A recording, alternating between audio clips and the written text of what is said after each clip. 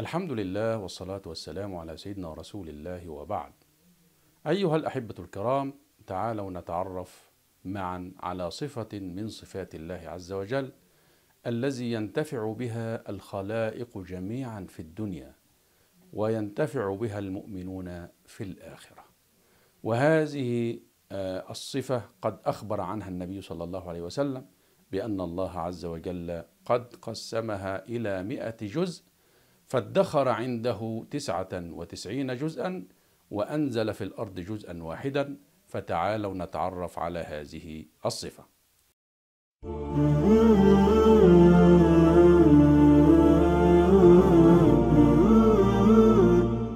هذه الصفة هي صفة الرحمة، ورحمة الله عز وجل واسعة لجميع الخلق. قال النبي صلى الله عليه وسلم: إن الله جعل الرحمة 100 جزء، فأمسك عنده 99 جزءا، وأنزل في الأرض رحمة واحدة، فبها يتراحم الخلق، حتى تضع الفرس حافرها عن ولدها خشية أن تصيبه. ومن هذا الحديث نتعلم أمورا كثيرة. أول شيء هو أن ننتفع بهذه الرحمة التي أنزلها الله في الأرض. وكي ننتفع بهذه الرحمة التي أنزلها الله في الأرض لا بد أن نعمل بمضمونها، فيتحقق الرحمة بين المسلمين، فيكونون كما أخبر النبي صلى الله عليه وسلم في حديثه: مثل المؤمنين في توادهم وتعاطفهم وتراحمهم كمثل الجسد الواحد إذا اشتكى منه عضو تداعى له سائر الأعضاء بالحمى والسهر. وهذه الرحمة هي فقط ليست بين المسلمين وبين بعضهم البعض، كما أخبر الله سبحانه وتعالى أيضا في الآية، فقال الله سبحانه وتعالى: محمد رسول الله والذين معه أشداء على الكفار رحماء بينهم. بل إن هذه الرحمة أيضا هي رحمة المؤمنين بغير المؤمنين وبجميع المخلوقات. فمن هذه المخلوقات أيضا المخلوقات التي من حولنا والتي نرى فيها مظاهر الرحمة التي أنزلها الله سبحانه وتعالى في الأرض. فعلى المسلم أن يعمل بهذه الرحمة فيما بينه وبين المسلمين وما بينه وبين غير المسلمين. فأيضا هي رحمة بالأطفال الصغار. لقد كان النبي صلى الله عليه وسلم يوما جالسا وعنده الأقرع ابن حابس، فقبل النبي صلى الله عليه وسلم الحسن ابن علي، فنظر إليه الأقرع ابن حابس وقال له: أتقبلون الصبيان؟ فوالله إن لي 10 من الولد ما قبلت واحدا منهم. فقال النبي صلى الله عليه وسلم: من لا يرحم لا يرحم. وكذلك على الإنسان أن يرحم المرأة الضعيفة. فقال النبي صلى الله عليه وسلم: اتقوا الله في النساء. وكذلك على الإنسان أن يرحم مخلوقات الله من حوله. فأخبر النبي صلى الله عليه وسلم أن رجلا دخل الجنة بسبب أنه رحم كلبا كان عطشانا. فأخبر النبي صلى الله عليه وسلم أن الله نظر إليه نظرة الرحمة، كما أنه وجد في قلبه هذه الرحمة بهذا المخلوق وهو الكلب، لأنه حينما رأى عطشه نزل البئر وأخذ الماء وسقى هذا الكلب، فشكر الله له فغفر الله له. وأيضا الإنسان حينما يقسو على مخلوقات الله فإن الله سبحانه وتعالى يعاقبه بأن ينزع الرحمة منه ولا يعطيه هذه الرحمة ويمنعه منها في الآخرة. فإن امرأة دخلت النار في هرة حبستها، فلا هي أطعمتها ولا تركتها تأكل من خشاش الأرض. فهنا نرى أن الإنسان يجب عليه إزاء مخلوقات الله أن يكون رحيما بها. وإذا لم يحقق الإنسان هذه الرحمة بينه وبين المخلوقات فإن الله سبحانه وتعالى يجعل له واعظا من هذه المخلوقات.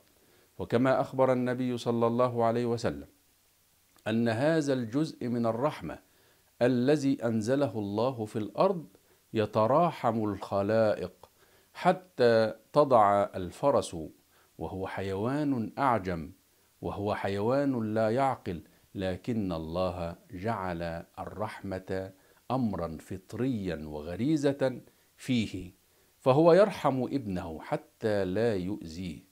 وهذه الحيوانات حينما يغيب عن الإنسان المنهج السليم، فإن هذه الحيوانات تذكرنا بهذا المنهج الصحيح. فنرى أيضا في قصة الغراب حينما قتل أحد بني آدم أخاه، وحينما أراد أن يدفنه فما يدري ما يفعل به، فجعل الله له أستاذا من غير بني جنسه وهو الغراب. واختيار الغراب لهذا الإنسان نذير شؤم. لماذا؟ لأن هذا الإنسان قد خالف المنهج الإلهي، فخالف المنهج في حفظ النفس فقتل أخاه، فغضب الله عليه، فجعل الرسول الذي يعلمه غراب من المخلوقات. فجاء هذا الغراب ويبحث حتى يعلم الإنسان كيف يواري سوءة أخيه. وأيضا حينما غاب عن الإنسان المنهج الإلهي في العبادة، فإن الله سبحانه وتعالى جعل له من الهدهد، وهو طير صغير، جعل منه أستاذا لهؤلاء الناس الذين عبدوا الشمس من دون الله عز وجل. هذه بالنسبة للرحمة في الدنيا، وهو الجزء الواحد من 99 جزءا. فما بال رحمة الله في الآخرة؟ وقد أخبر النبي صلى الله عليه وسلم بأنها 99 جزءا، وهذه الأجزاء 99 سينضم إليها الجزء الآخر حينما تنقضي الدنيا، فتكون رحمة الله عز وجل في الآخرة 100 جزء كاملة. لكن لمن؟ انظر معي إلى قول الله سبحانه وتعالى: نبئ عبادي أني أنا الغفور الرحيم وأن عذابي هو العذاب الأليم. ففي هذه الآية الأولى نبئ عبادي أني أنا الغفور الرحيم، انظر معي فإنك ترى أن الله سبحانه وتعالى يخبر نبيه صلى الله عليه وسلم، وهو أول المخاطبين بهذه الرحمة، فيقول لهم: نبئ عبادي، أخبرهم. وقد ذكر الله سبحانه وتعالى ضمير هنا عبادي، فأضاف العبادة إليه وهي إضافة تشريف، ثم قال بعد ذلك أني، وهذه الياء تعود على الله سبحانه وتعالى، وأنا ضمير المتكلم يعود على الله سبحانه وتعالى، ثم جاء بوصفين من صفات الله، وهما الغفور كامل المغفرة والرحيم تام الرحمة. فهذه 3 أشياء و3 أمور من الرحمة تكون مع المذنب أمام الله يوم القيامة. ثم يكون معه أيضا النبي صلى الله عليه وسلم الذي أرسله ربه رحمة للعالمين، وهو الشافع المشفع.